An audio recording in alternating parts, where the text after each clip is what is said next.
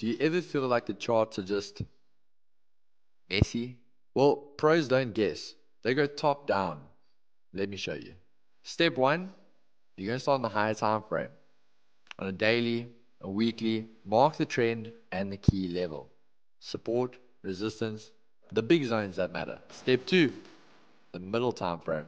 This is your 4 hour, 1 hour. You start to refine the zones. This is where you spot precision and define your invalidations. Where you're wrong if the market does flip. Now, thirdly, the lower time frames. This is your 15 and your 5 minutes. This is the one for the clean trigger. One candle, one pattern, one confirmation, not 10 indicators, and no messy signals. This flow takes you from micro clarity to micro execution without noise, without confusion.